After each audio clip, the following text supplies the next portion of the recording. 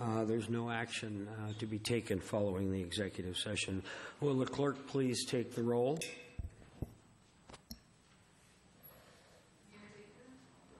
Excused. Deputy Mayor Van Ness. Here. Councilmember Smith. Here. Councilmember Sperry. Here. Councilmember Curtis. Oh, excused. Sorry. Councilmember Herbig. Here. Councilmember Danuski. Here. Thank you. Okay. Can I ask Bill Leake to lead us in the flag salute, please? To the flag of the United States of America and to the republic for which it stands, one nation, under God, indivisible, with liberty and justice for all. Thank you. Next item on the agenda is the agenda approval. Are there any suggestions, comments, corrections to the agenda requested? Hearing none, the agenda stands approved as submitted.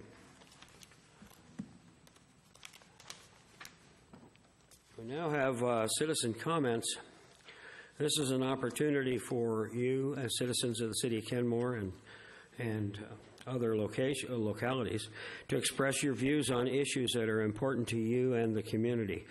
Please limit your comments to 3 minutes. Will the clerk please call the first person? Stacy Admin.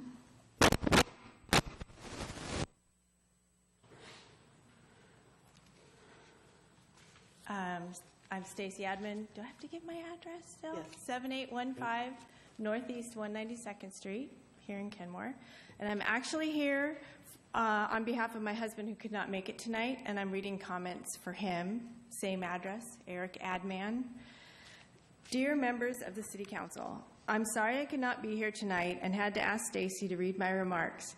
I would like to comment on the Squire's Landing Restoration Grant, which is under consideration on your agenda tonight. I'm interested in this site for both its ecological value and for its water access and recreation opportunities. I was one of the primary authors of the current restoration grant funded by the Salmon Recovery Council on this site, and I also doorbelled extensively for the Walkways and Waterways bond measure.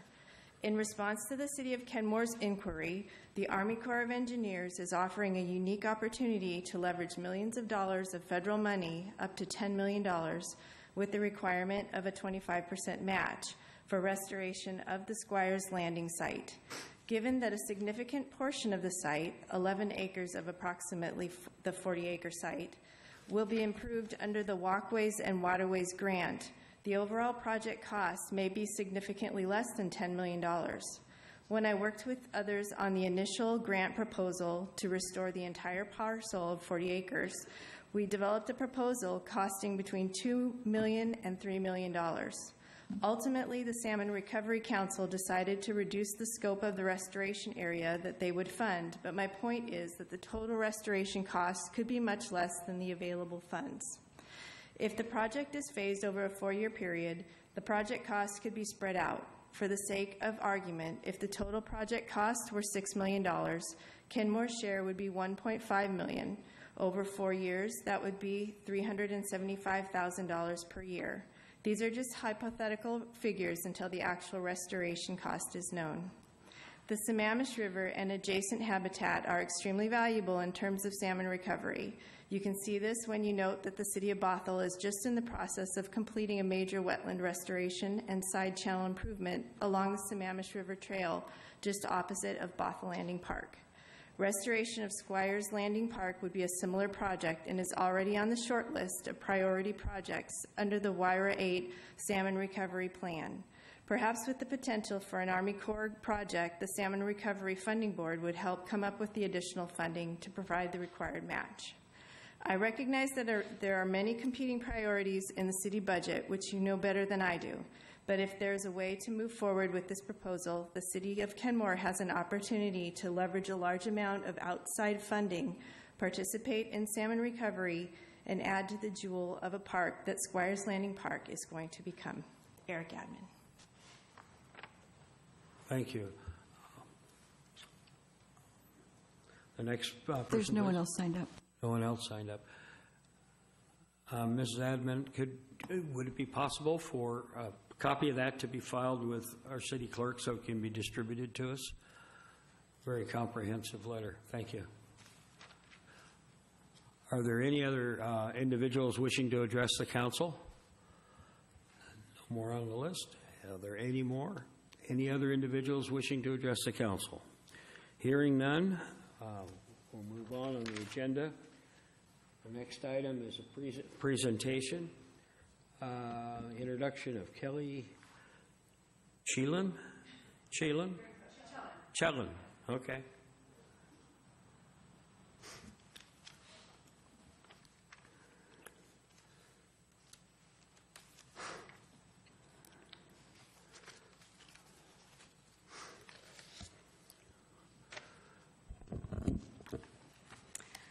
Good evening. I'm very excited to introduce to you Kelly Chelin as the new city clerk who will replace Patty when she retires at the end of the month.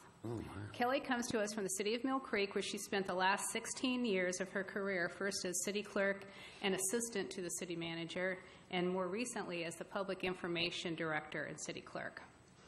Kelly and I were both hired at the same year in Mill Creek, and she's worked successfully for the last 16 years with 5 city managers during that period. And while he was still at the city of Mill Creek, Manager Bob Stowe nominated Kelly in 2002 for the Washington Municipal Clerks Association Clerk of the Year, for which she did receive the award that year. And during her tenure at Mill Creek, she also attended the Seattle University 3-year certified municipal clerk program, and she met all the requirements to become a certified municipal clerk.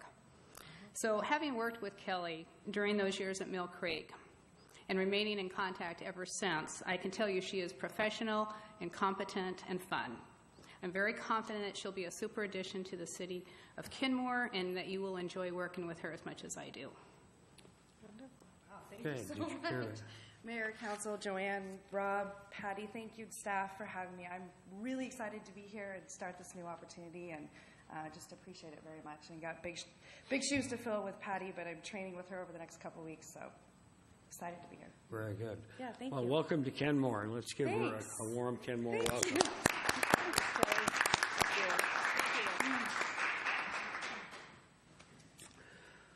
Next item is a Puget Sound Energy brief to the council. Ms. Nancy Ousley, Assistant City Manager. Okay.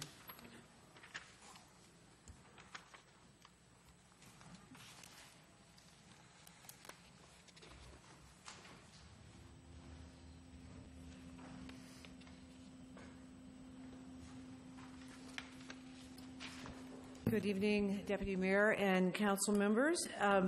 Today is December 5th, and you might recall that on November 7th, the first Monday of November, you received a briefing from consultants that the city engaged to do a reliability assessment for the electrical services that are provided to the city of Kenmore.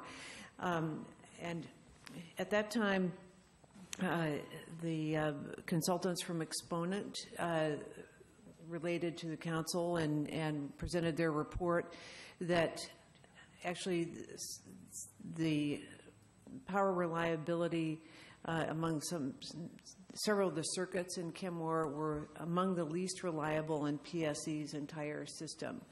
And they made a number of recommendations on things that could improve that reliability. Among them were installing more reclosers on some of the circuits, doing some major attention to 3 circuits, 26, 27, and 23, and paying much more close attention to vegetation management, given how vulnerable our system is here to trees and branches falling on them. And So those recommendations are something that we have found very helpful to have that information. Tonight, you are going to be hearing from Dama Moore and Raylene Nassau from PSC with their recommended capital improvements. They're going to talk about some improvements that were made in 2016, as the year is just ending, and ones that are planned for 2017 and 18. We are about to begin franchise agreement discussions, and also I believe you'll hear from Dom and Raylene about a planned public open house in late January to review some of these capital plans. So are there any questions from council now for me before we turn it over to PSC for their presentation? Okay. No Great. questions. Okay, great. So I'll turn it over to Dom Moore and Raylene Nassau.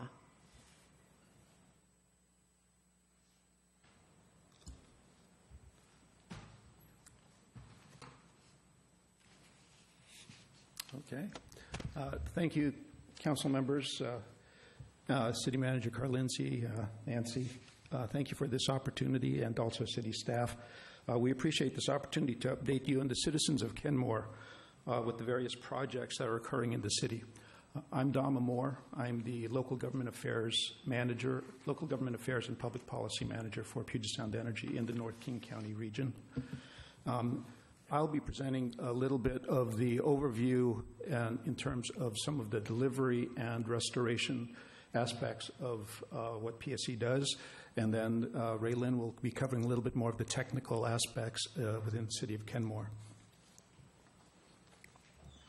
So to begin with, Puget Sound Energy has been serving the Pacific Northwest for over 100 years. Currently, we have 1.1 million electric customers and roughly 790,000 natural gas customers. Combined, as you look at some of the customers that overlap as gas and electric customers, we have approximately a total of over 1.5 million customers in the region, covering a 6,000 square mile area in 10 counties. In covering the overview of how power is delivered, again, as I mentioned, Raylene will cover some of the aspects of how the Kenmore system works. We wanted to kind of provide a broad overview here, just to kind of give you a sense, give you and the public a sense of how the system is actually, how power is actually delivered.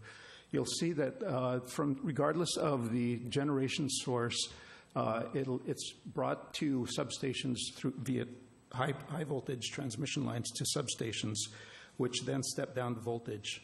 From those substations, the distribution lines deliver the step down voltage to transformers, which step down the voltage even further and for commercial and residential usage.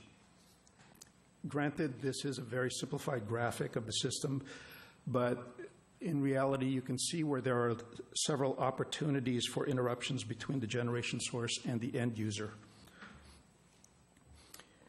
With so many opportunities for interruptions, power outages occur for a variety of reasons. And again, with these listed here, just being some of the common ones.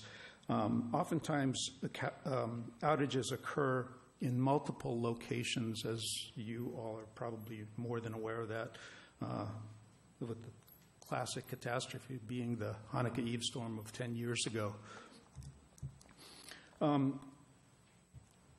So let's talk a little bit about power restoration as well, too. Puget Sound Energy crews focus first on restoring power to the high voltage transmission lines that provide power to large numbers of customers in a broad geographic area. The priority for power restoration also goes to essential services such as hospitals, water and wastewater systems, the infrastructure and transportation. Once the high voltage transmission system and substations are back online, the crews will focus on repairing damage to distribution and service lines that directly serve homes and businesses. During an outage, one part of the neighborhood may have its lights on while yet another one remains without power. We've all seen it, we've all heard it, and there is, admittedly, it is a source of frustration for a lot of people. Because the electric system works in sections or circuits, as you probably are aware, the crews reroute the power around the damaged areas, thereby isolating the section that requires repairs. As I talk about restoration, again, it is actually very difficult for us to not talk about safety, because our first priority when it comes to restoration is the safety to the public and to the employees. We make sure that the downed power lines do not create a safety hazard, and this is a very important component to our presentations and our discussions with the public. Once the damage is assessed, PSC crews restore power as quickly as possible, and following that restoration, crews will then schedule follow-up repairs to permanently repair the damaged electric system. Later on in the presentation, towards the end, there will be a slide that will provide a list of resources that we encourage you and the citizens of Kenmore to use to monitor outages, including the mobile outage map and various social media resources. Again, I can't emphasize it enough, really, PSC's priority is the safety of the public and employees. And so we want to remind the public, again, don't touch downed lines, any downed line. Again, it may seem like a telephone line, but even telephone lines carry voltage. And so, again, it's part of our messaging that we really want the public to be safe. And with that, I'll turn this over to Raylene. Good evening. Thank you again for having us. I'm Raylene Asa, the Municipal Relations Supervisor for our North End for Puget Sound Energy. So I wanted to touch a little bit tonight on just our operations in Kenmore. Who do we serve and how do we serve them? So we have about 9,100 electric customers in the city of Kenmore on the residential side, and about 671 commercial customers. A small sliver, 17 customers are industrial, and I think we all know who most of them are on the lakeshore. On our natural gas customers, we have nearly 6,000 natural gas customers total within the city limits. Power is delivered to the city of Kenmore on 4 miles of transmission lines, 300 miles of overhead distribution lines, and 45 miles of underground distribution lines. We also have about 120 miles of gas lines within the city of Kenmore. I just wanted to touch a little bit on our operations overall. Now, I think what most of you are interested in is what we're doing and what we've done to help improve power outages in Kenmore. So our next slide and our next piece of information talks about what we did this year in 2016 to address the issues, and then the following one we'll talk about what we're doing in 2017 and beyond. The exponent report, I want to touch briefly on that right now as well. The exponent report talks about what we did and what we're planning on doing, and what our plans are and what we've done matches almost everything that they've said, word for word. So this year we've done a few things on the distribution automation side of the world, what most folks refer to as smart grid. So the southern part of Kenmore and the north part of Kirkland was a good opportunity for us to try this new technology to PSC to see how it works. That's being implemented and tested right now. It was scheduled to be done this fall. It's in service now, and we're testing out the software aspect of it. So on the list, that's project number 1.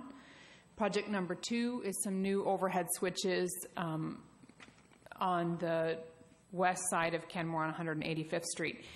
The exponent report touched quite a bit on switches and reclosers and how they allow us to isolate damage, and Dom talked about that as well. By installing additional switches throughout the city, it really helps us narrow down areas that are experiencing power outages so we can restore power to most of the city more quickly. So we installed some new switches on area number 2 on 185th Street, would be circuit 27. We installed a new recloser, which is an automatic switch that goes in and out, and it tries to restore power multiple times before cutting it out completely on part of circuit 26, and that's project number 3. at 195th Street. It's very near the Wallace Swamp Creek Park. Another new recloser for number 4, down again in the southern part of Kenmore, a little bit off of Juanita. We've all know we've been working hard with Bothell and Kenmore on the 522 improvements and moving those lines underground. So that's continued on, and additional folks were touched by our work continuing in Bothell. It touched a little bit in Kenmore, but most of that was done in Bothell. Kenmore was done last year, 2015. And then number 6, finally, and our biggest project for the year, was rebuilding the main transmission line that serves Kenmore. And so it was useful when Dom touched about how power gets to you for the general public. Those transmission lines are like the state highway system or State Route 522. They carry the bulk of the power to communities around our system. Without them, nothing else is alive. So by rebuilding that what we call our Morelands-Batuli line, Kenmore should see a significant improvement in their power reliability or power quality. There's one additional transmission line that serves Kenmore, and we'll touch on that in the planned improvements for 2017. So if you go to the next slide, one of the things Exponent talked about, and one of the things we talked about when our CEO and our Vice President of Operations met with Rob Carlinzi, City Manager, to talk about what our plans were to fix the system in Kenmore. All of those things were identified here, that are on this list, were identified in that meeting. And in addition, there are 2 other projects on that list, and those are also identified in the Exponent report. So the first, and I think most impactful thing for many of the folks in Kenmore will be to reroute and reconductor the Circuit 26, which is right now, as many of us have been out in the field looking at together, in backyards. So what would have been 195th Street had King County developed it is now Circuit 26, and there is no street. So our plan for next year, and we've got it currently in design, and we'll go to permitting right away in 2017, is to not physically take those poles out of the backyards, but to take that feeder that serves the bulk of north central Kenmore out of backyards and move it onto the streets. So it will follow 198th Street down to 62nd Avenue.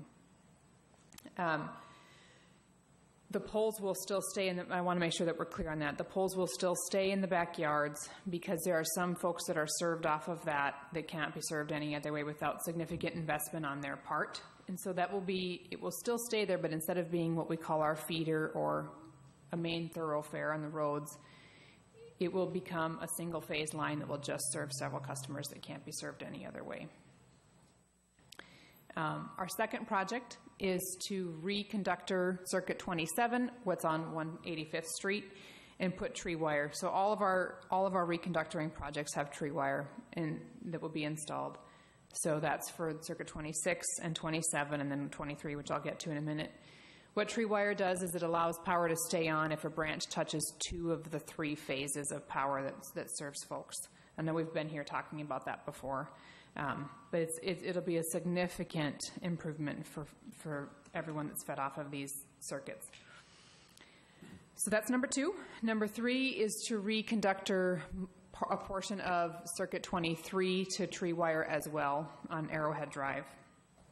And then finally, not pictured on this map, is rebuilding our Stillwater to Cottage Brook line, which means nothing. It's in Woodinville. So it's one of our oldest lines, and it connects to the other second main line that serves Kenmore. So we have a very reliable transmission line, our Sammamish to Batuli line, that serves Kenmore along with our Morelands-Batuli line. However, that line is fed by the Stillwater Cottage Brook line, and that needs to be replaced. So that's being done this year.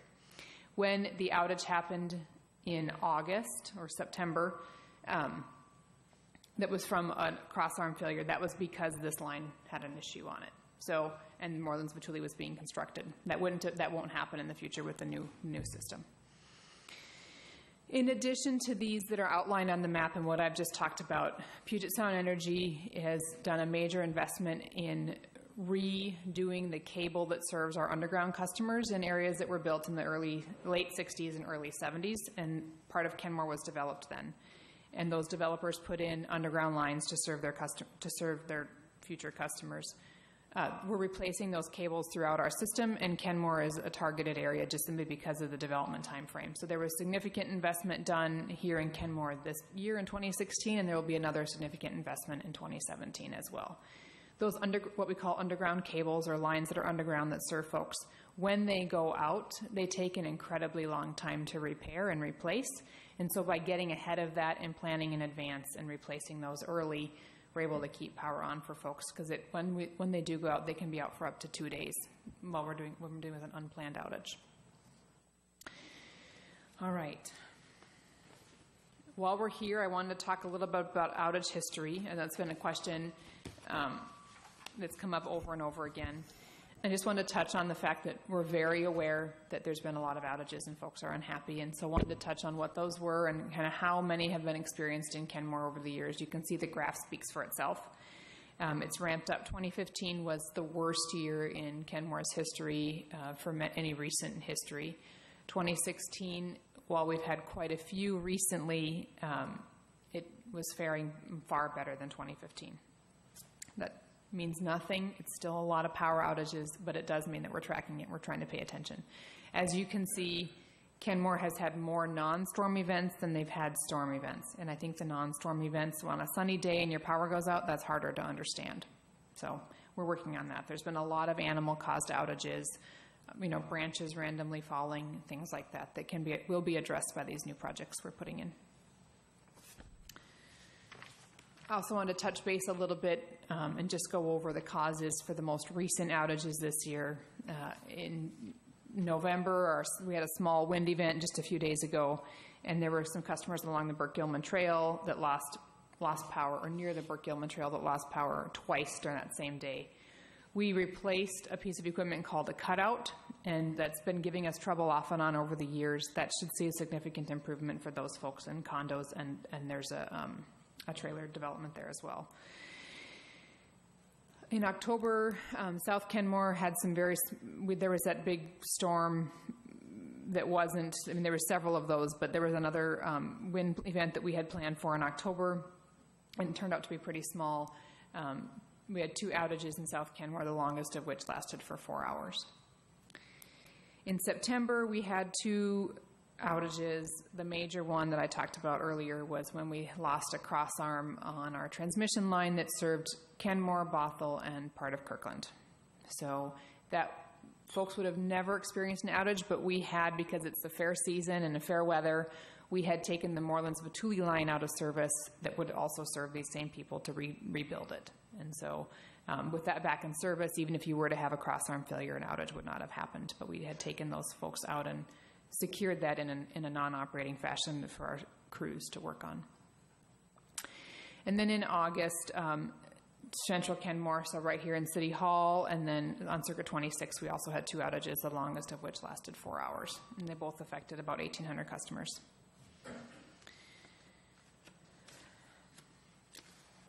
And then I just wanted to touch base, Don mentioned it before, but how we communicate during storm. This is also applicable to non-storm events. However, it's a little bit easier to find out if you were to call the call center or look on the outage map what the cause is. During storms, when everybody is wanting to know what's happening and when their power is going to be restored, the best and quickest way to find that out is by using our outage map. And you can either see it on our website or you can download the app to your smartphone, and it works on iPhones, Androids, and Windows phones. You're also always welcome to call 188-CALL-PSE, 1-888-CALL-PSE, and that goes right to our call center in Bothell, and you can speak to a live agent. And then we update every couple of hours and more often our Facebook and Twitter and then Flickr and YouTube sites as well during storm events. And with that, questions, and then I think everybody here has my contact information. I've been fielding questions and comments from the public for some time, but just wanted to put that back up there in case anybody needed it. Now for the questions. We're happy to take any that you might have. Okay. Councilmember Herbig. So one of the recommendations that we got in the exponent report was around vegetation management and being more aggressive about that. I noticed there was no mention of that from you guys. Is there any thought to being more aggressive with addressing vegetation management? Yeah, and so we had actually spoken with the city management about that, but we do 4-year vegetation trimming in the city of Kenmore, which for us is a more aggressive schedule than our 6-year cycle everywhere else. In addition, every 2 years we do hotspot treatments within Kenmore, so we send out an actual arborist to patrol all the lines and see where they're at and see if there needs to be any additional trimming done. And then every time a serviceman is called out for anything, either a power on-off or maybe an account invalid, they do their own patrolling as well. So we have an increased system already in place. And I think that's one thing when we were talking with Exponent that maybe was missed in the conversation. It seems like one of the solutions that you guys are proposing and implementing, and I appreciate it, is the adding tree line, but that would indicate that would look to be an admission that your vegetation management might not be as aggressive as it could be if that's one of the solutions you're going towards. Do we know for sure that the tree line you're putting in, are there outages that wouldn't have happened if the tree line that you're proposing to put in had been in place? Yeah, that's a good question. So what the tree wire does and why we propose it in places like Kenmore, Kirkland, and some other heavily treed communities, trees are really highly valued here. And so while we certainly trim trees along our circuits, we often have what we call sailing limbs that come off of large dug firs and hemlocks from neighbors' houses that by state law we're not allowed to trim, or by city rules, or simply out of standard practice.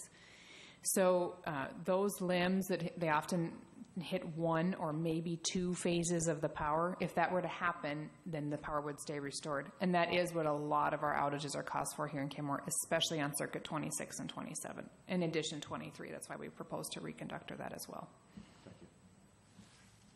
Thank you. Councilmember Smith. Thank you for coming here this evening. I have a few questions, but I'll just ask a couple, and then after my peers have had a chance to ask some, I might have a few more afterwards. You had mentioned on the Exponent report that I think you said your recommendation followed it word for word, I think was what you said. So when you look at the Exponent report, and they've got 6 recommendations, so I can assume then that word for word, those 6 recommendations will be taken by PSC, is that correct? Yeah, I said nearly word for word, but I appreciate that. Which words aren't going to be included then? No, what I mean is we will be doing all of those things, and I can walk through all of them if you'd like. Yes, I'm very interested in that. If you could go through, and it basically would be the last 6. Yep, right, no, those are their recommendations. So recommendation number 1 is, if you want, do you want me to read them out loud, or do you want me to read our response? Tell me how you would deviate from the recommendation. There's no deviation. Okay. We are installing reclosers and switchers throughout the city of Kenmore, as you saw on the projects we completed this year, and then part of those reconductor projects will be additional switches. So we're doing that on an ongoing basis in Kenmore. Number 2 is current plans for rebuilding 26, 27, and 23. As we just talked about, we are rebuilding and reconductoring those with tree wire. Number 3 is storm-related tree outages.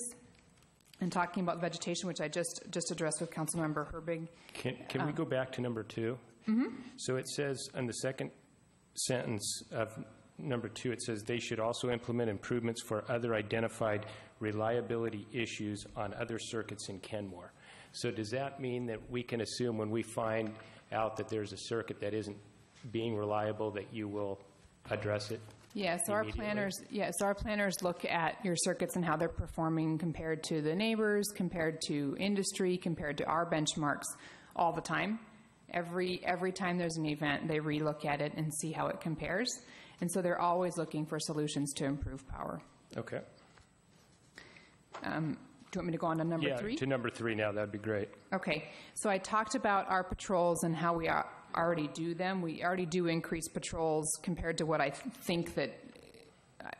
know Exponent was anticipating, that we'd only do 4-year cycles, and we actually go out and do hotspots every 2 years. So they say in here that we are currently on a 4-year trimming cycle. And then it says, it is recommended to perform more frequent patrols in Kenmore to identify potentially emerging activities within the 4-year period. So when you're talking about these hotspot patrols, how often are those taking place, and what guarantee do we have that we know that you guys are on top of that? Yeah, so every 2 years, we have an arborist come out to Kenmore and do what we call these hotspot patrols, where they go through and they look at areas where we know that growth is going to cause a problem. They're certified arborists, and they know they can anticipate where things are headed based on growth patterns and tree health. And so based on that, then they come back and they make a list of places to send our vegetation contractor Aspeland out to do trimming, in addition to trimming the entire circuit. So when they trim the whole circuit compared to a hotspot would mean that they've trimmed everything kind of in the path of the circuit every 4 years, and then on the hotspots they would trim areas of concern where we know the tree's growing a little faster than we would like or anticipated based on that 4-year cycle. Okay, thank you. And number 4, to further affect a turnaround in reliability, it's recommended that PSC install current modern technologies. And it goes on to talk about things like smart grid and SCADA. We already are implementing SCADA at our substations throughout our system. We continue to do that, and we are working on additional distribution automation technologies. That's why we're testing it out in South Kenmore and looking for other opportunities to install that. Okay, so and it references other modern technologies that are taking place in other parts of your system. Is there any other technologies that you're using in PSE's system right now that either aren't in the planning phase or will be already in the plan to be implemented here? None that I'm aware of. No, you have all of our latest equipment either. So there's nothing else? Either that we're testing here in Kenmore or that we're putting in with advanced reclosers and what we call our trip saver fuses, et cetera. Okay. And then number 5, are you? Yeah, number 5, and that's probably one of the ones that I care the most about, because it specifically addresses the metrics and trying to identify and evaluate the status of these improvements and where we are. And I'll tell you why it's important even more so than before, is because a year ago when you were up here, it came up as an example in Bellevue, and it was dismissed very casually that they are on the same system, they have the same issues and everything. And then the data came out, and it showed that wasn't the case. And so it was a perfect example of we were told one thing, and then we get the information, and it shows us something completely different, and it was an unreliable system. And so I think number 5 is the most critical part in this, and that's for us to be able to have the assurance that you're following through on everything you're saying and everything you're telling us. Yeah, thank you for pointing that out. So we provided that data last year, and then this year we're going to be providing a community report card, for lack of a better term, to the whole community that we'll be sending out in January. We'll be hosting an open house on January 24th to talk about what our plans are and how we're performing up to date. Because we hear you, we understand you want to know how you're doing. Okay, so will that report card, what will it tell us that's not in the other metrics that are filed with the regulators? And what are you going to give us that's different? Because this says specifically you will provide more details for evaluation. So will it have specifics and more details in that report card? So what we provide to the UTC is very detailed, and what we're planning on doing, I think the challenge has been for some time for all of our communities, has been to kind of interpret that data that's filed with the UTC. And so our report card hopes to make it a little bit easier to understand and then reference where they can find the full report at the UTC. And Councilmember, this is one of those many things that's going to be addressed in franchise discussions too, just what the report back is going to look like, and making sure it's absolutely the most useful that it can be. Okay, thank you. Then, did you want me to go on to number Sure. 6? Oh, Sure. Yeah. More formal protocol for reviewing growth plans. That's another thing that we're addressing through the franchise, and then an additional agreement with the city. So we regularly look at how our system has opportunity for growth and additional capacity for any growth that cities might want to implement. Right now, we serve some very heavy-use industrial customers in Kenmore, and should those be replaced with mixed multi-use developments, the system is definitely strong enough to handle that. So on that, I have a question that just since you referenced, because that's one of the things. A year ago, you had talked about the growth, almost as if it was impacting the reliability. And I just want to make sure, is there any connection at all in our growth, the growth of our city, and the reliability of the power that we're getting? No. Okay. So we plan for when a developer comes into us with a plan and asks for service to be installed for a new development, the first thing we do is analyze to see how much capacity we have in the area and see if we need to add additional capacity, either by increasing the voltage, adding an additional feeder circuit to the area, adding another transformer bank at the substation. All of those things are looked at every single time, and so no, it's not affecting your reliability. Okay, thank you. Is that it, Councilmember Smith? I think, oh yeah, that's it for me for now. I might have some other Danuski? questions here in a minute. For your planned improvements for 2017, can you confirm that these are, it's not just a wish list, these are budgeted, scheduled, actually going to happen? That's a good question, and yes, they are budgeted, scheduled, and have been committed to by our CEO, which is as far as we can get out of commitment. They will be built. Okay, thank you. And for your Morelands-Vizituli line comment, you said it would significantly improve the number of outages in Kenmore. Do you have data that shows how many of our outages were because of something on the Moreland-Vizituli line? I don't have specific data with me tonight. I can get it. I can talk to you about a little bit.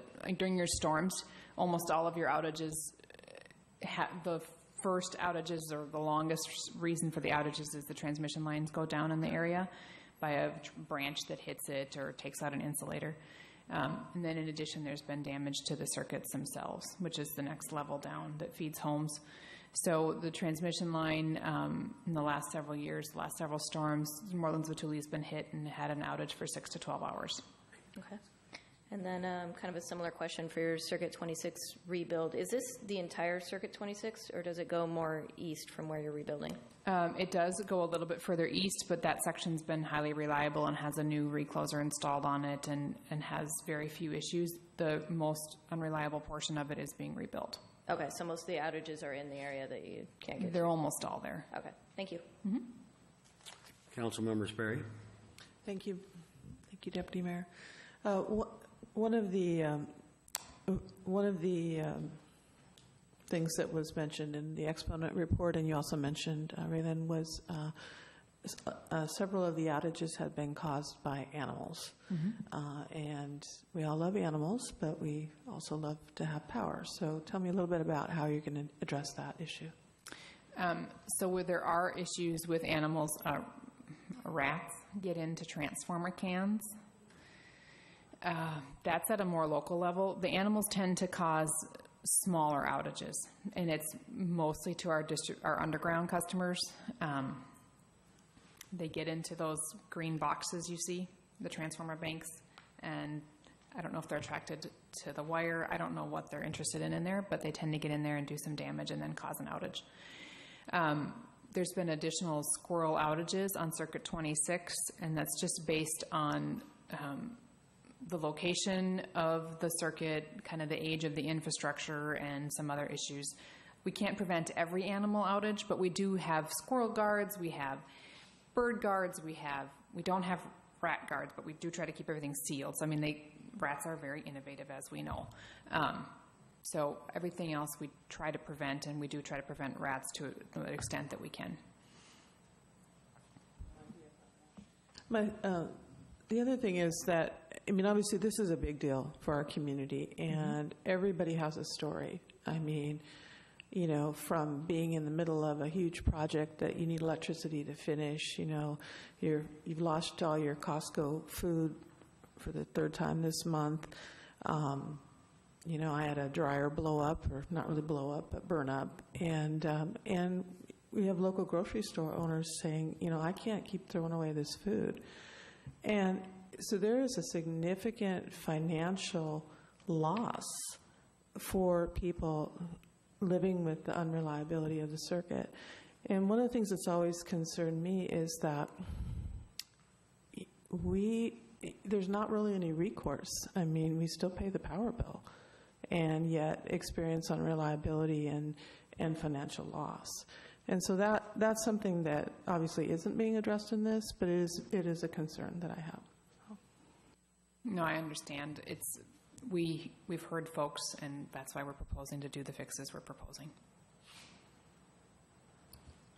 Okay, I had a question about the underground systems that you're repairing that were installed back in the 60s and 70s. Are you referring to communities or neighborhoods like Uplake neighborhood and those older neighborhoods that are all underground power? Yeah, so there's some everybody's fed off of, from transmission lines to circuits, and then to large lateral connections, and then to the smaller secondary lateral connection that serves their home, that serves the transformer that serves their home. And so what we're doing is replacing the larger lateral cables throughout our system that were installed in the 60s and 70s that feed a wide number of homes. So they feed somewhere between 15 and maybe several hundred homes. Okay, thank you. The animal thing, I heard once that in the spring, around in June maybe, the baby crows are out and exploring, and they're attracted by the hum of the transformers. And they land on these and short them out, and bam, a few homes are out because of that. More of a seasonal kind of a problem. Squirrels do the same thing. You've got blocks on these now that prohibit them from shorting it out somehow? Yeah, we have a variety of different bird guards, and I didn't bring examples with me, but we have these little triangles we install that try to prevent them from landing on certain critical pieces of equipment. We've had spikes installed on certain things, but we tend to do other deterrent factors or provide other landing spots that are not on our critical equipment. Okay. Are there any other questions? Councilmember Smith. Yeah, I have a few other questions here. The tree wires that you put on the lines, can those be put on retroactively to other areas that have high vegetation, a lot of trees around it? And we know that there are many different areas that have it throughout the city, and you even mentioned there were. What can be done to try to increase that as a protective measure? So we have several places with tree wire already in the city of Kenmore, on Juanita Drive, and some other places we have tree wire already installed. Tree wire can be retrofitted, but often the pole sizes need to be what we call upsized or upclassed, because tree wire is lightly insulated. So not insulated that you can touch, but insulated in terms of it protects it from branches hitting it. And it's much heavier than our traditional wire, and so we often have to increase the size of the pole. But that's what when we call this reconductoring, that's actually exactly what we're doing. We're retrofitting an existing route or an existing line with that tree wire. So if there are routes that can be identified with the help of the city, even if we need it, and we know that the poles are satisfactory and would meet a safety standard, then is that something we could assume that you guys would be doing? Yeah, so we're actively looking for places to increase our tree wire installation throughout the city and other cities as well. It's something we're always looking for. Okay. And two issues that you said you would get back to us on, or you would look into a year ago. One was regarding the reliability of the signals on 522, because when the power goes out, it creates a mess and havoc in our city. I was wondering if you could give me an update on that, and then also about having the plans for the improvements that are being made in the city online so that the citizens can follow that and see specifically what's happening. Can you update me on those two things? So we've been providing our plans to the city, and they've been posting it on their website. We've had some limited posts on our Facebook website as well with what our plans are in the city of Kenmore. We've uploaded our project map, and the city's provided it to the residents that way. We'll be doing additional mailers to folks because it tends to be our best way to get everybody to read to hope to read what we're planning on doing. And in that mailer that will go out in January will be our project map for 2017. So just on that, so that mailer, is the map on the mailer, or is the mailer identifying where to go to find the information? It's a good question. So it will be part of this broader community report card, and it will talk about our investments for 2016 and 2017, kind of the recent outage history, what we've experienced, what we know that Kenmore is going through, and what our plans are. And part of that will include our maps. Okay. And then on your fourth page, and this is the same slide that was shown a year ago, it's number 4 on it's the how power outages occur. Mm-hmm. And what's intriguing is it's such an omission on here is that there's nothing that references the functional modernization of the facility. And so it talks about power outages. Well, we know because you've told us, and the report tells us, that one of the major problems in Kenmore has been that we have an unreliable system. And yet the power outages that you mention here don't even talk about what is probably the most important thing, and that's having a current functional, not a functionally obsolete system. And I think it comes off as being patronizing when we know that that's an issue that everybody talks about, and yet it's not even on the main slide talking about what causes outages. Would you agree with that? I would say, I guess to me, I had lumped it in with down poles and wires because age of infrastructure and kind of where that's at is a down pole or a wire. And so I hadn't really thought about calling it out differently, but we could certainly do that. But I would say if you've got, we've talked about a number of the improvements you're making that are being made to modernize the system. Those would be outages that wouldn't be an issue or nearly the size of an outage if we had a modern system. I guess I would agree. Your system is a recloser. Wouldn't you consider that a basic attribute of a modern system? Yeah, and that's where I would say that we have several reclosers throughout Kenmore. So I wouldn't say your system is not modern. It's just that portions of it are ready to be replaced. Well, that's my point. Thank you. I mean, no, that's it.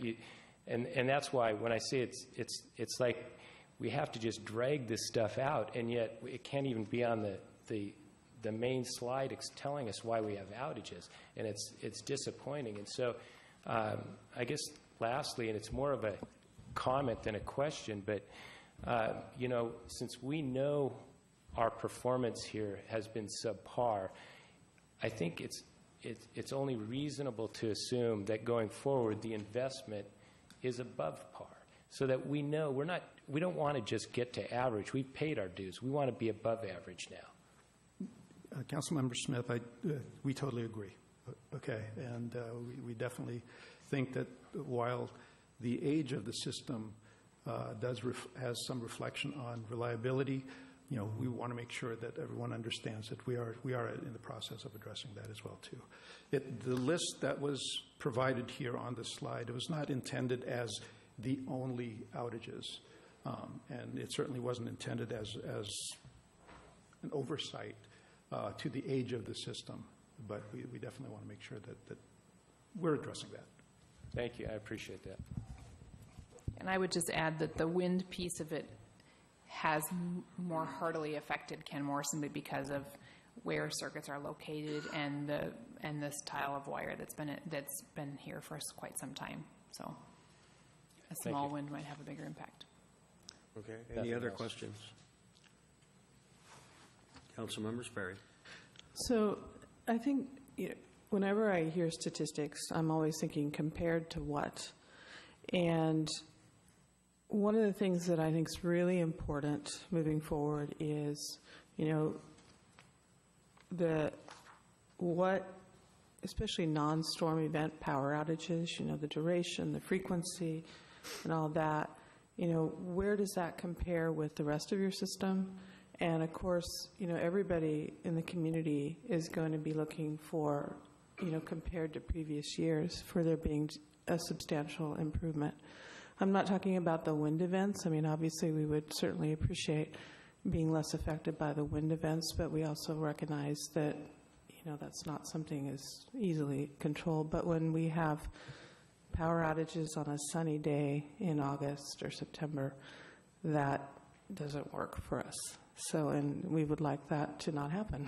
So that's really what I think we need to demonstrate. And, that's what I'm going to be looking for is, yes, there's some proposals. Yes, there's plans and projects. But compared to last year, compared to, frankly, other utilities that are very nearby, what's the reliability? And I recognize there are different systems and all that. But that's the metric that I think our citizens are really looking at. Why do they have lights and we don't?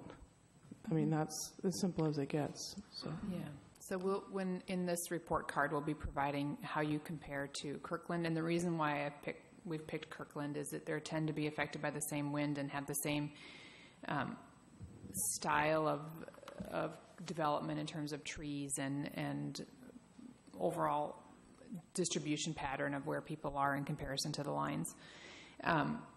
We are unable to get comparative data for Seattle City Light and Snohomish County PUD. They report differently to the UTC, and they are not liable to provide that data to us. So that, unfortunately, we won't be able to provide that. We've been talking about it for some time and been asking around and have not had success on getting that data, but we will provide a comparison to a city that's affected by the same events. Mm-hmm.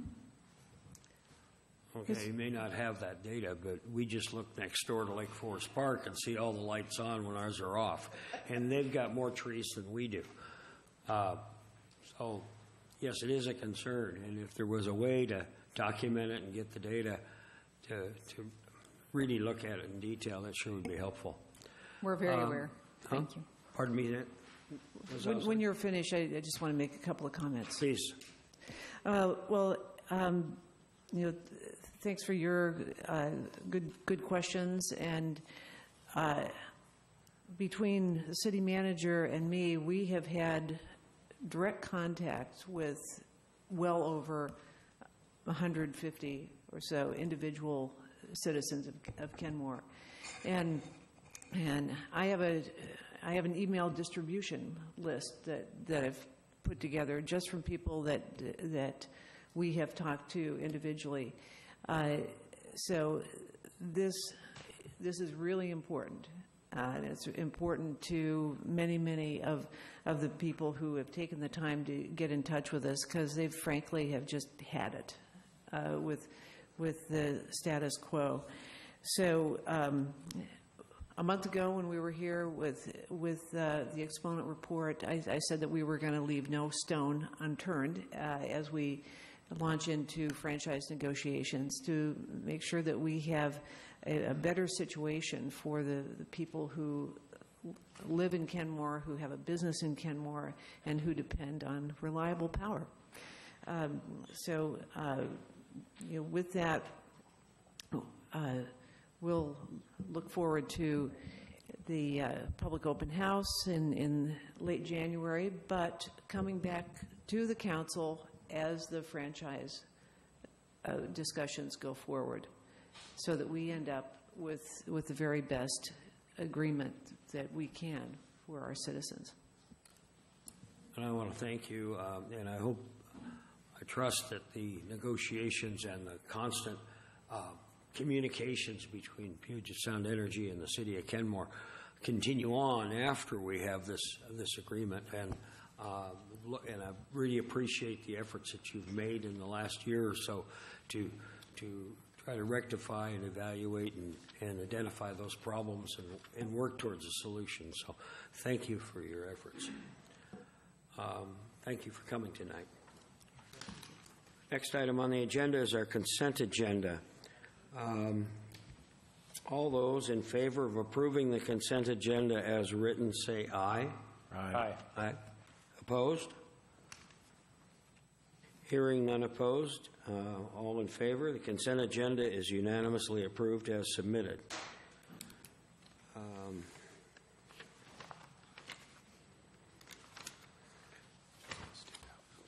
A couple of items on the business agenda. The first one is the Squire's Landing Restoration Grant.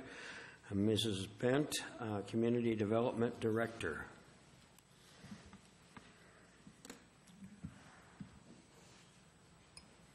Good evening, Council. So, here this evening to get Council's direction on whether to partner with the U.S. Army Corps of Engineers on a restoration project at Squire's Landing. So, we need direction because this will then involve allocation of resources, not only dollars, but staff time to pursue this project. So the agenda bill provided some information about what that partnership might look like. And the partnership would involve a feasibility study to look at how restoration could be done at Squire's Landing Park. And that cost would be, the first $100,000 would be on the Corps' dime, and anything above that would be split 50-50. The study is estimated to cost $600,000, so the city share of that would be $250,000. The commitment to the feasibility study, the Corps is really thinking then that the city is then committed to the implementation phase. So you have to take a look at this as if you want to do this, you kind of invested in moving forward with not only the feasibility study, but the design and implementation piece as well. The cost of that would be determined at the end of the feasibility study phase. Initially, the cost, and this was based on restoration of the full 40 acres, was over $7 million, with the city share being $2 million. Now, that was based on 40 acres, and so part of the feasibility study would be to determine how many acres the city would want to restore. We know that with the Waterways and Walkways project, 11 acres at the park is slated for doing that project, and we may need some additional acreage for mitigation. So the restoration area working with the Corps would be smaller, likely, than the 40 acres. So I just wanted to point that out. It is interesting, though, that although the Corps said the 40-acre restoration was $7 million, in 2010, when we developed a master plan, the estimated cost for the restoration was almost $12 million. So there's a little disconnect there in how much restoration costs. So I can't really tell you how much the restoration finally would cost, because it will depend on the amount of area if you decide to move forward with this. So again, sort of a little overview. This project actually started in 2010 when the city drafted a letter to the Corps asking if they would be interested in putting out some federal funding for the restoration. And then in 2015, we heard from the Corps that they had received $100,000 of federal money to fund part of the initial study. And in 2015, we met with the Corps and said that there may be some interest, but we did indicate to them that we really wanted to get through developing the conceptual design for Squire's Landing first, to see what kind of improvements we would be interested in doing. As you know, we finished that conceptual design at the end of 2015, and that project then was part of the Waterways and Walkways project, which was funded in the bond measure. So we were then contacted by the Corps in October of this year, saying that they really needed to know if the city was still interested in partnering, and they needed to know by early January 2017 if we were not interested, they would then release that funding to another project. If the city decides not to move forward, there's no penalty from the Corps for saying no. It doesn't prohibit the city from pursuing this at a later date. So I guess what I'm looking for tonight is if there's any questions on what this project might be, what the partnership would be with the Corps, and then finally then some direction if the city wants to move forward, if the city doesn't want to move forward, or if there's any information that you need back before making a decision. Councilmember Danuski. So I'm going to start out saying I like this project. It's a good project, and I hope we do it at some point, but I don't think I'm ready to say yes right now because there's a lot of budget things that we don't have answers to. We just added the walkways and waterways, and we don't have any plan on how we're going to pay for operations and maintenance on that. We just got Twin Springs Park, but we don't have the funds to open that. We're looking, we're working on the lease for the St. Edward's ball fields, but we don't have money to pay for those. And I feel like, and then how we would pay for, the restoration itself, but the maintenance of the restoration, which would be a lot of money. So I would need, I think for me, I would need to know more of our plan on how we're going to pay for the stuff that we're already doing before I would say yes to putting so much money towards this right now. But once again, I do like the project. Councilmember Smith? I would echo very much what Councilmember Danuski said, because I think there are so many things that have been on the books also for a long time, like addressing the ball field issue, that until we have a firmer grasp on what our costs there, I just can't, and I feel like this is really, there's the potential for it to be more than we think it is, and I am concerned about the ongoing maintenance and upkeep of it. But having said that, it's really difficult to not want to jump in when the match is so significant, and I'd also like to thank the work that Eric and Stacy have done on this, because that is a big deal, and they're both tremendous assets for our community, and so it's nice to have a driver like that on something like this, but I just think until we can get a little better grasp on what some of our other expenses are, I can't support it at this time. Councilmember Sperry? Oops, I'm sorry. Did you want to respond to that? Councilmember Sperry. Well, I'm not going to say a lot different here. I'm always looking for, I love restoring land and making things better. The timing, to me, is off. Because we do just have the Walkways and Waterways project, and we are going to be moving forward on getting more of a detailed plan. We know that plan is going to, for the Squire's Landing, that plan will require mitigation for whatever we want to do. And the original reason that we pursued this park from King County was to have to do these types of mitigation projects. So the vision all along has been to utilize a portion of it for restoration. My understanding, and maybe I can just for the record ask, so would any of this, if we were to say yes to this, which I'm not inclined at this time, would any of the work that this could potentially offset or be considered mitigation for something that we might want to do to improve the waterfront access at Squire's Landing?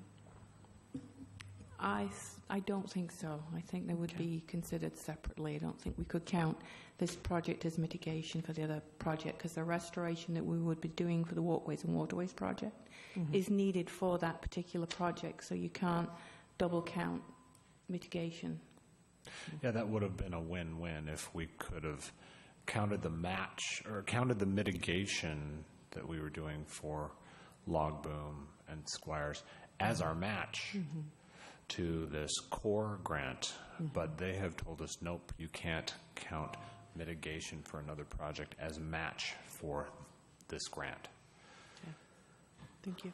And if I could just repeat what you just said, but we don't know how much of Squire's Landing we will need for mitigation for Log Boom and the Squire's Landing Park improvements under the Walkways and Waterways measure. And so until we know how much of Squire's we'll need for mitigation, I don't want to gobble it all up with this core project. So that's another reason why I think the timing is off, is we don't want all this great mitigation capacity all gobbled up by one project. And reduce our ability for mitigation from other projects. Councilmember Herbig. I feel on some level like we're looking a gift horse in the mouth right now. We have an incredibly fickle federal government offering us essentially free money to improve one of our major attractions to the city, which is, the park, not the park, but the river that runs through it, improving the ecological functioning of the area. And I worry that a future administration or future funding decisions made at the federal level could, when we're finally decide that we're ready to take them up on this, that the money could not be there. I'm inclined for us to have Joanne do some budget magic and figure out, well, she's pretty good at it. I mean, when Rob wants to find $100,000, the staff's pretty good about finding $100,000 when the needs arise. Or at least you make it look easy, Rob. I would be inclined to at least take them up on part of it and get the ball rolling for future years to keep us kind of in the queue, as it were, because I am worried about future funding decisions at the federal level and how that could affect things like ecological restoration. And I am worried that, in 5 years we come back to this and decide we're ready and the money isn't there. So I'd be inclined to at least sliver out, take off a small part of this and start work. Certainly not the entire landmass, but I'd be inclined to at least start small. Would you start with a study? I think that would make the most sense. Yeah, okay. Now, I was interested in what Stacy presented, Eric's letter, and that's why I asked to get it to the clerk, to get it copied to all of us so we could understand it a little better. There were some interesting numbers there that I thought I heard that might make this, using grants that are available through RIA 8 and maybe some other sources, help us with this matching funds. And maybe we can do it in phases rather than, we're looking at a big lump sum chunk of money here to do the whole thing, and maybe we don't have to do it that way. And Eric has been involved in this sort of activity for many, many years and understands how it all works. I've been attending the RIA 8 meetings as much as I can, and it is a pretty complex funding mechanism, and it's hard for me really to understand how it all fits together. So I rely on Eric to a great degree, and Richard Sawyer and so on, a number of the people that have been involved with it longer than I have. But I hesitate to count it out just because it's big numbers and we've got other stuff that needs big bucks. And I think we should explore it, at least explore the suggestions that Eric Admin has suggested here tonight and see how that might fit in with this. Maybe you have considered his suggestions at this point. Would you care to respond to that? Well, grants aren't free. It takes a lot of resources to apply for a grant, to manage grants. And I don't know if just applying for a grant would get the city off the hook entirely from providing funding for either the feasibility or the design portion. I also wanted to comment or respond to something Councilmember Herbig said. The Corps hasn't a commitment of $3 million, $4 million sitting in the bank ready to commit to Kenmore right now. They have to compete for funds annually as well. So even if this project did move forward, the Corps would have to then apply for funds to continue to fund this project. So there's not a commitment right now to completely fund the Kenmore project. Just wanted to clarify that. Are you asking for a decision on this tonight? I think I'm asking for direction. Is the direction to move forward with this project? So yes, I am asking for direction on this project. Either yes to move forward, no not to move forward, or you have additional questions before you're ready to make a decision. One thing I might add is, and maybe Debbie covered this while I was out, but I think the Corps' expectation is that if we contribute to this feasibility study, that we would then be part of the ultimate project. Could we get out of it? Yes, but they're strongly expecting us to be in for the whole duration if we participate in this feasibility study. Is that a fair statement? Yes. I did say that. Okay. I still would like to evaluate the proposal that Eric Admin has presented to us here tonight and see how that might fit with this and might make it more feasible for us to be involved. This is a big, a large amount of money that the Corps is willing to spend to clean up for their errors in the past. Maybe they weren't errors by the basic available science, best available science at the time, but looking back on it, if they hadn't done what they did, we wouldn't have a lot of the problems we have now. And there's a parcel of money in D.C. that is there to do this sort of thing. Now, unfortunately, it requires a contribution from us as well. And we have to make the decision as to whether, how much we would like to put into the improvement in this land that the city owns, or whether we want to put the money elsewhere. But I think we should incorporate what, in our thinking, in our discussion, what was presented by Stacy here tonight. So I would like to hold off on a decision on this. The problem with it is, when do they need a decision? January 1st or sometime could we take this up again in January? You could. I think they're looking for a decision in early January, sort of early to middle of January. Okay. I don't think we could. So you can Maybe we can have the presentation from Eric printed and distributed to us, and let us all study that and see if we have a different opinion as to how we might want to proceed. Maybe there's some other thoughts there that might come out of that study. Studying that information. But to proceed now saying, we want to put the money into ball fields, and we don't want to proceed any further with this at this point without considering what has been presented here tonight, I don't think is proper. I think we should study it and include it in our thinking. Councilmember Smith? Question regarding, you said that we could not do mitigation as our match in this. Is that a core policy thing, or was that just on this particular project, or is there any movement where if we could do 50% or 30% of our of it being actually a funding and the other 60-70% in mitigation, is that even an option? I mean, do they negotiate something like that, or is this a strict policy decision? Let me see if I understand your question here.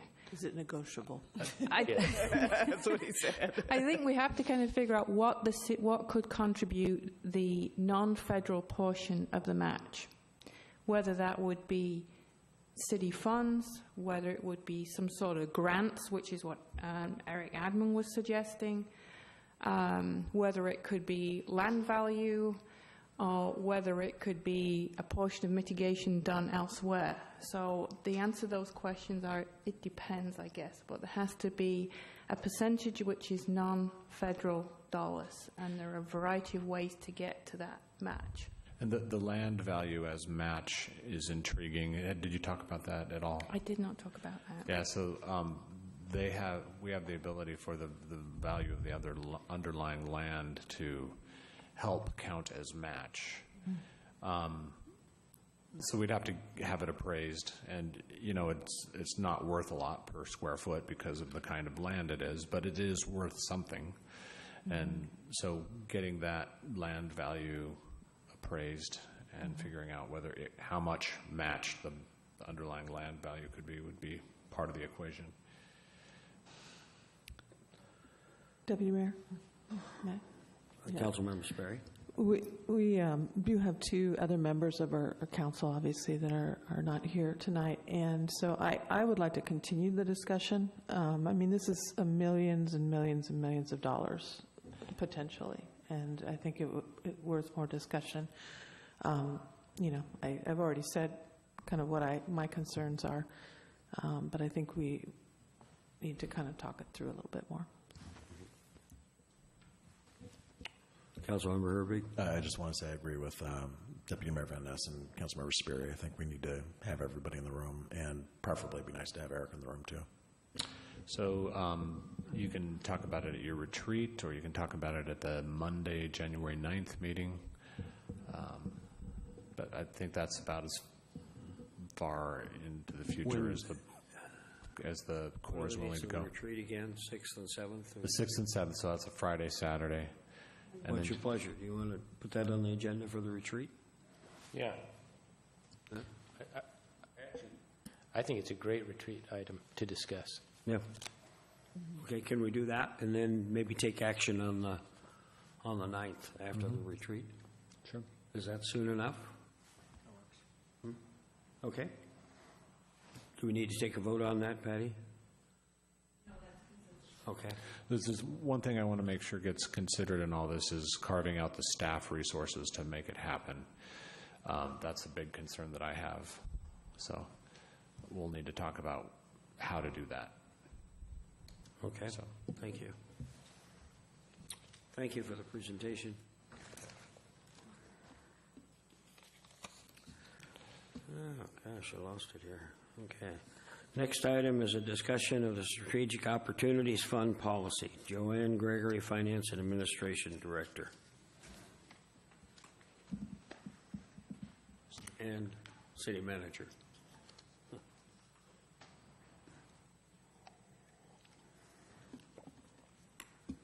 Thank you. Good evening. I like to have company up here.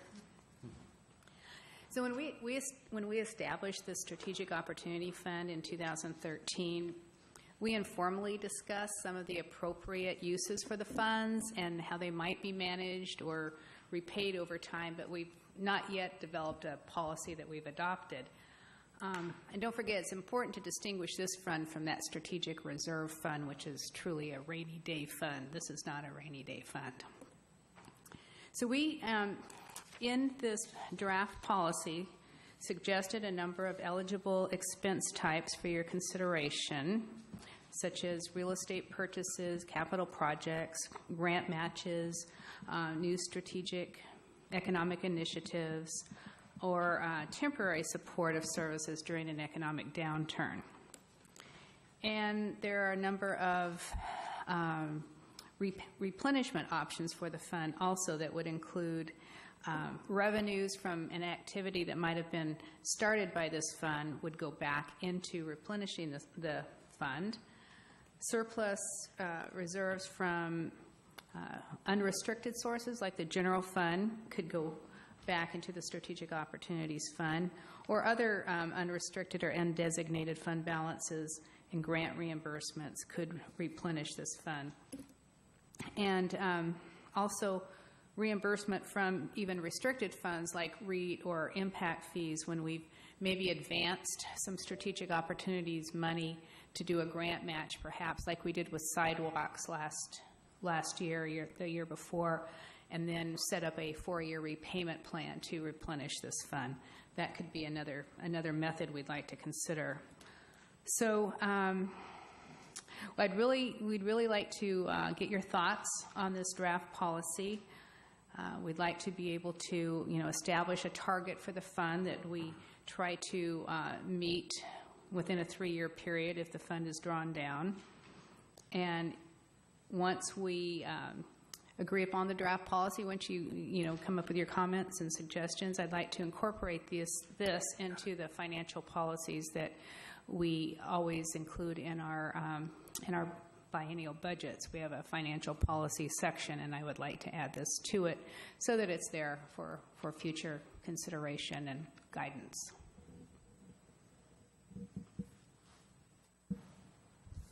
Any questions? Yes, please. Questions, comments? Councilmember Herbig? Thank you for putting this together. I think a lot of this makes a lot of intuitive sense. Looking, though, through the policies about expenditures, number 1, number 2, number 3, and number 5 are all kind of essentially one-time expenditures. And I understand why number 4 is there, because we're currently using strategic ops to pay for the incubator and some of the services around that. But I think if we were starting from scratch with this fund, it just doesn't seem to fit with the rest of the proposed ways to spend the fund. it just kind of sticks out as being an ongoing operating expense, to me at least. I'm kind of to the point where I think it's time to move those ongoing expenses out of strategic ops completely and have this for specific kind of one-time opportunities or one-time, emergencies, that sort of thing. That'd be my preference. Okay.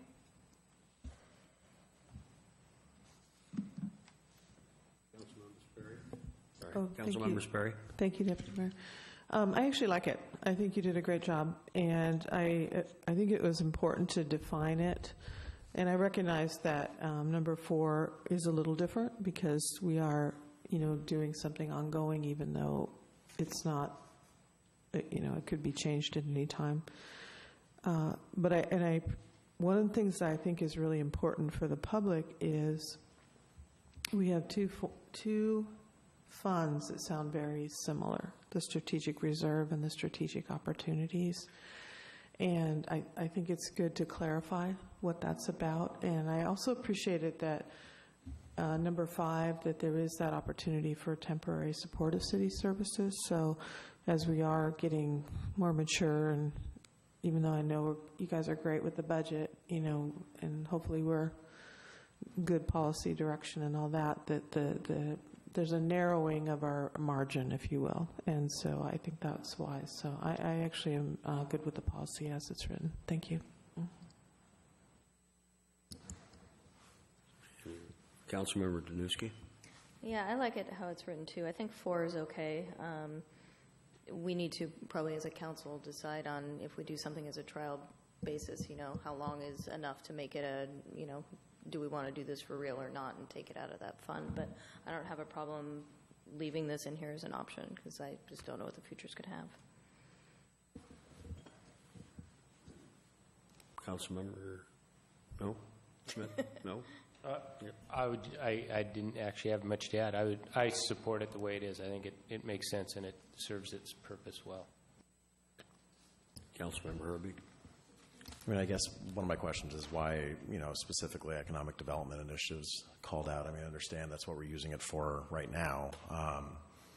But if we're going to allow it for kind of pilot or trial period things, why limit it to just economic development? Well, I was thinking maybe with number 4, that was a kind of a new initiative for us. But if that were to happen again, there would be another opportunity similar that might be funded here that as in the approval process of that new activity, maybe we could establish what that timeline was going to be up front rather than trying to think about it after it got going and determine when it needs to be moved out of the Strategic Opportunities Fund and maybe supported some other way. So if you make that decision early on, then you don't have this quandary. Or define kind of how long we're willing to do that in number 4 here. One or the other. I think it makes sense though, because kind of having these ongoing trial periods, it just gets to feel kind of funny on the budget level. To have trials that are going on for 3+ years, kind of, it's like, okay, when is it a real thing? So, okay. And I'm inclined to try to limit these funds to one-time expenses rather than ongoing. And number 5, to me, would be in an emergency situation after all other sources are exhausted. And we've got is it called the Strategic Reserves Fund that is for that purpose, right? And so you'd have to exhaust all that before you needed to do this. And if we needed to draw on this fund in such dire straits, hey, we could change it at that point. It doesn't have to be built into it as a ready source of funds for when we're in need to be rated at any time for. There's no criteria here for what reasons we have to raid this fund for regular city expenses. So I'd rather not use this fund for that, in my personal opinion. For number 5. Number 5, yes.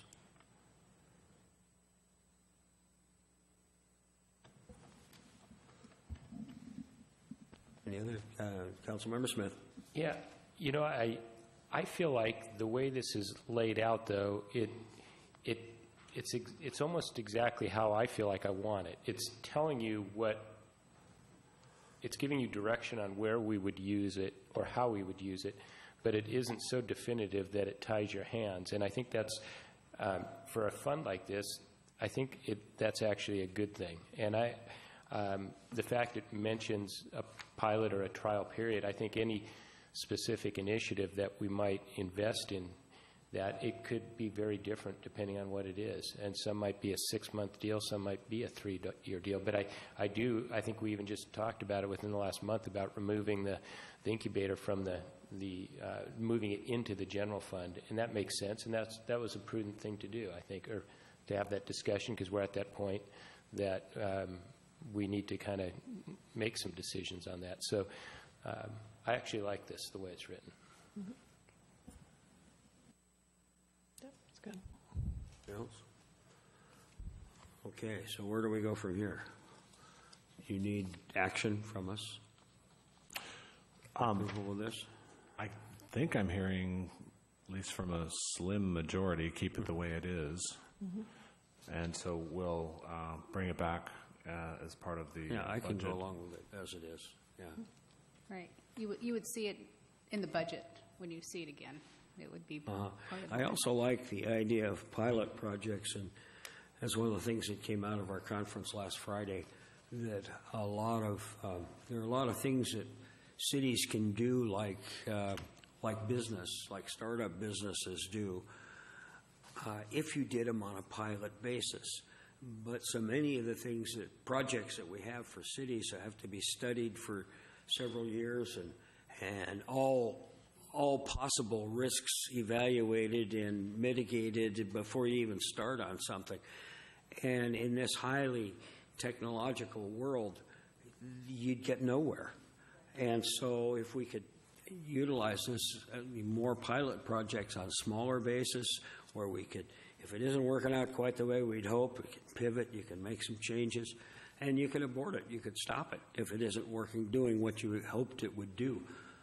But to have to do it in a traditional municipal government way, where you hire all the consultants and you study this and you study that, and then finally 5 years later you're ready to say yay or nay. I think government has to change a little bit to operate a little more like business, and this would allow it to do that. Thank you. Okay, thank All right, you. thank you very much. Thanks, Rob. Staff report. Oh, that would be me. City manager, you're still on the mic. Yeah, and I'm going to ask Joanne Gregory to stay up here because early this morning something rather significant happened. We took our bonds to the market and sold them. And we had a bond pricing phone call this morning at 10 a.m. And do you want to tell us how that went? Sure. I'll just give you a little background that led up to that, though, since we last talked about the bonds, very briefly. So, after we received our rating, we were able to finalize our marketing materials, our official statement, and put that, the city's bonds were going to be AAA rated for this amount, et cetera. So that went out and was published to the bond market and to potential investors, so they could kind of be thinking about why they wanted to buy our bonds. And over the last few weeks, the interest rates have been creeping up constantly. So last week, our financial advisor said that we needed to price and sell these bonds sooner rather than later, so even in advance of the schedule that we had reviewed and anticipated. So Friday, we had a pre-pricing call, and that was Rob and myself, D.A. Davidson, who is the official underwriter, Piper Jaffrey, our financial advisor, Lindsay, and her underwriter, and the bond counsel, and then a couple of extra folks from those agencies. We were all on a conference call where they gave us an overview of what the bond market was at that time Friday, and talked about what kind of factors might influence the rates of the bonds, what might happen over the weekend that could, make the rates go up or go down. And at that time, they predicted that the interest cost would be 2.97% based on the informal marketing that they had done and the current status of the market. So then this morning, between 8 and 9, they actually formally marketed the bonds and secured orders for all of the bonds, which was really cool, because in a couple of cases there were even more orders or interest than bonds were available. So they were actually able to tweak the yield rates a tiny bit and lower that 297 interest cost to 296. So yeah, it's on $9 million. That's something. So once this was all in place and we all agreed to it, Rob signed the bond purchase agreement this afternoon. We were able to establish the debt service schedule for the bonds and keep it structured in such a way that the first payment in 2017 will be able to remain true to what we told our public, our voting public. There was going to be 32 cents per $1,000 of assessed valuation, and that's about what it will be. So the next big day for the city is going to be December 21st, and that's the day that the sale of the bonds will close.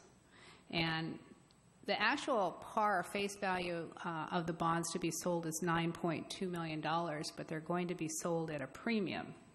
So the premium is about $600,000, brings it to over 9.8. Then they take out all the bond issuance costs, and the yield back to the city, the cash that will come into the city, will be the $9.75 million that we anticipate, give or take a few $1,000s. So also, though, now that the bonds are priced and we know what we need to raise for the levy, and I apologize because I did not know that this was an additional step, and I'm still not convinced that it is, but we're going to do it if you're okay with that, is consider another ordinance to set that excess levy. You know, we've already set in our 2017 property tax regular levy, but it didn't include this excess levy dollar amount, which is $1,250,000. So I'm going to bring an ordinance next week for your approval to just make sure that that's done, that we're legally passing an ordinance that approves that excess levy amount, so that as we go into 2017, there's no question. Because you have approved an ordinance for the bond, but what Joanne can't get a clear answer on is, does that count for levy purposes? And so to be belt and suspenders and extra safe, she's asking for you guys to approve a bond ordinance on the 12th, another bond ordinance for the levy. And what we would do in future years when we talk about the regular levy, we'd do them both in one ordinance. One thing I found that was interesting in the pre-pricing call on Friday is they told us that what was going on in Italy was a concern. And what I learned that is, so political and financial stability overseas is a good thing for interest rates in the U.S. because when there's that instability going on, there's a flight to quality, which raises demand for U.S. bonds and therefore reduces the interest rate. So I was hoping for chaos in Europe over the weekend because they had their vote on Sunday, and so that we could have a lower interest rate. But apparently all the experts had already figured it out and predicted what the vote in Italy was going to be. And so it just didn't have any impact on today's rates anyway, so.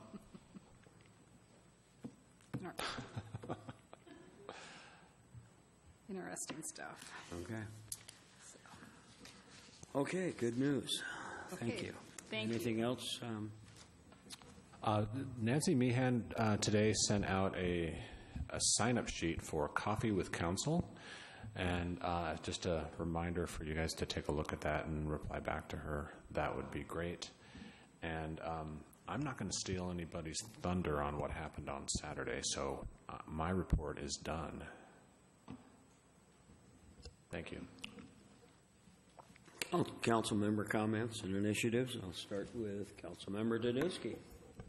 I had fun. I'll only do half of the tree lighting ceremony because I was over at the Kenmore Camera building the whole time hanging out with Santa. But it was very fun, incredibly well attended, lines out the doors the entire night. So it was very cool. Councilmember Smith. Oh, we're really going all over. I have nothing to add. Okay. Councilmember Sperry. Well, just to echo what Stacy said, I just want to thank our staff and all the volunteers for the tree lighting. I thought we've come a long way from standing in the rain in the Safeway parking lot, putting the tree lights on, because I do remember those.